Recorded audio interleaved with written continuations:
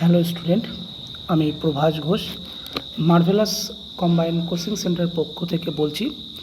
আজ WBP SI preliminary exam ছিল, তো সবাই পরীক্ষা দিয়েছো যাদের পরীক্ষা ছিল। তো পরীক্ষার কোশ্চেন প্যাটার্ন আজকে খুবই ভালো ছিল। অনেকেই সবাই বলছে খুব ইজি, খুব সহজ। দেখো, যে কোনো পরীক্ষার কোশ্চেন একটু ইজি টু মডারেট সহজই হয়।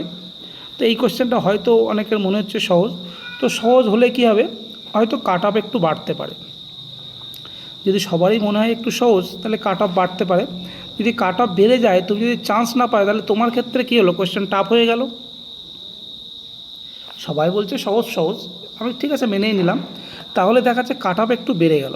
সবাই জানছে সহজ মানে কাট অফ বেড়ে যাবে।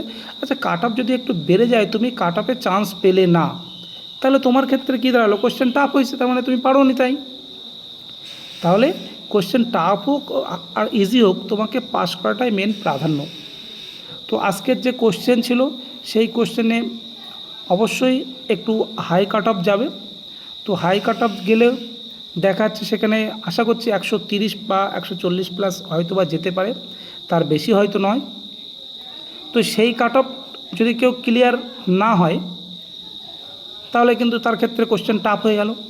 তো এখন আমি বলবো প্রত্যেককে, যারা যারা ডাব্লিউবিপি এসআই প্রিলিমিনারি এক্সাম দিয়েছো, তারা প্রত্যেকেই ম্যাক্সিমাম যারা ভাবছো আমি 120, 130, 40 পাবো, তারা প্রত্যেকে মেনের জন্য প্রিপারেশান নাও।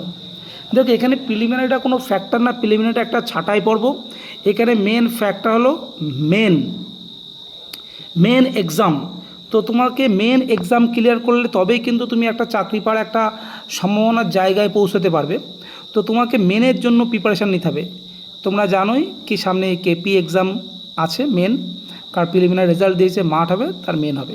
তো পরেই তোমরা ডাব্লিউবিপি যে এসআই আজকে পরীক্ষা হলো, তার মেন পরীক্ষাও পেয়ে যাবে, হয়তো আর খুব বেশি দেরি নয়। প্রিলিমিনারি যখন হয়ে গেছে, রেজাল্ট বেরোবে, মাঠ হবে, মাঠ হলে মেন পরীক্ষা হবে, মেন তারপরে ইন্টারভিউ।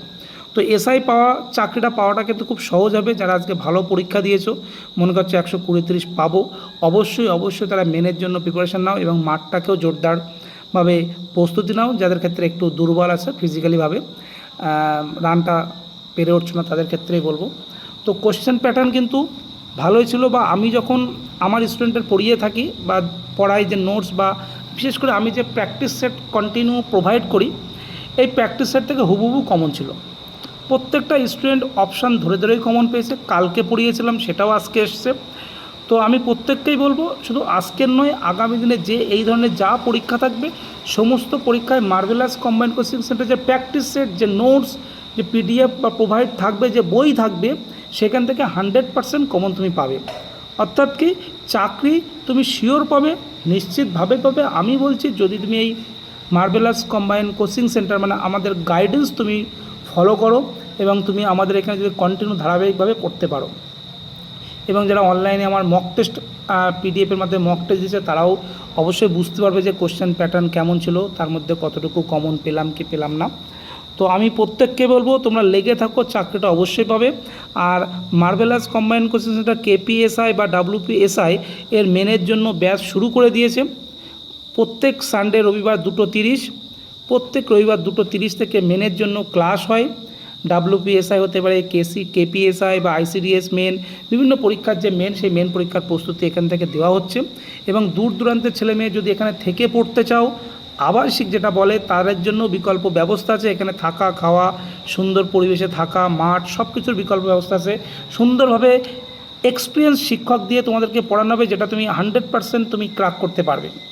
তাই তোমাদেরকে বলছি, আগামী দিনে আরও পরীক্ষা আছে, ডাব্লিউপি কনস্টেবল আছে, কেপি কনস্টেবল আছে, তার জন্য তোমরা প্রিপারেশান নাও। এবং যারা আমার গাইডেন্স নিতে চাও, এখানে পড়তে চাও, তারা অবশ্যই আমার সঙ্গে যোগাযোগ করবে। দূর দূরান্তের ছেলে মেয়ে হলেও তাদের জন্য থাকা খাওয়ার ব্যবস্থা আছে, সব কিছুর ব্যবস্থা আছে, সুন্দর পরিবেশে। যেখানে বললে আমি বলবো একমাত্র 100%